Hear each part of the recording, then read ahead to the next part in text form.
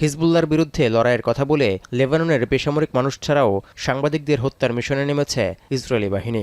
সবশেষ তাদের হত্যার শিকার দক্ষিণ লেবাননে থাকা ৩ সাংবাদিক। তাদের মধ্যে একজন আল মানার টিভির প্রতিবেদক আলী সাইব এবং আল মায়াদিন সম্প্রচার সংস্থার প্রতিবেদক ফাতিমা ফাতুনি ও তার সহকর্মী ও ভাই মোহাম্মদ ফাতুনি।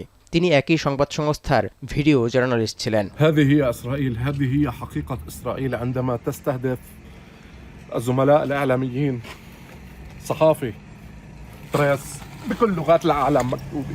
জানা গেছে, সাংবাদিকদের বহনকারী গাড়িটিতে অন্তত 4টি ক্ষেপণাস্ত্র হামলা চালিয়েছে ইসরায়েল। হামলার পর আহতদের উদ্ধারে ঘটনাস্থলে পৌঁছানো অ্যাম্বুলেন্সেও চালানো হয় আক্রমণ। এতে একজন স্বাস্থ্যকর্মী নিহত হন। একই দিন দক্ষিণ লেবাননের বিভিন্ন এলাকায় স্বাস্থ্যসেবা কেন্দ্রেও হামলার অভিযোগ উঠেছে। এতে নিহত হয়েছেন আরও অন্তত 8 জন স্বাস্থ্যকর্মী। এসব হামলার ঘটনাকে আন্তর্জাতিক আইনের প্রকাশ্য লঙ্ঘন বলে তীব্র নিন্দা জানিয়েছেন লেবাননের প্রেসিডেন্ট জোসেফ আউন।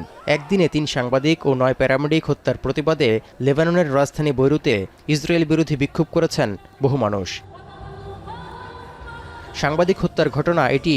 এর আগে গাজায় আগ্রাসন চালিয়েও 270 জনের বেশি সাংবাদিককে হত্যা করেছে ইসরায়েলি বাহিনী। والشغله الاهم اللي لازم كلنا نلتفت عليها اليوم انه العدو الاسرائيلي بس يلاقي اي بني ادم عم يخطئ بالحق وعم ينصر المظلوم। সাংবাদিক আলী সাহেব হিজবুল্লাহর গোয়েন্দা ইউনিটের সদস্য বলে দাবি করছে ইসরায়েল, যিনি দক্ষিণ লেবাননে থাকা ইসরায়েলি সেনাদের অবস্থান সম্পর্কে হিজবুল্লাহর কাছে তথ্য সরবরাহ করতে বলে অভিযোগ তুলেছে, যার কারণে তাকে লক্ষ্যবস্তু করে সফল হামলা চালানো হয়েছে বলে নিশ্চিত করেছে আইডিএফ। যদিও হিজবুল্লাহর সঙ্গে সংশ্লিষ্টতার কোনো তথ্য প্রমাণ সামনে আনতে পারেনি ইসরায়েলি বাহিনী।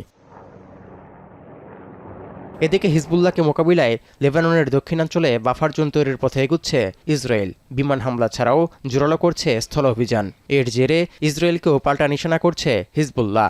এরই মধ্যে ইসরায়েলের সাফাত ঘাঁটিতে হামলার দায় স্বীকার করেছে ইরান সমর্থিত লেবাননের সশস্ত্র বাহিনীটি। তৌহিদুর রহমান, এখন বিশ্ব। 72 ঘন্টা ময়েশ্চার লক সমৃদ্ধ লিলি বডি ওয়াশ। শিয়া বাটারের গুডনেস স্কিন রিপেয়ার করে রাখে সফট ও গ্লোয়িং।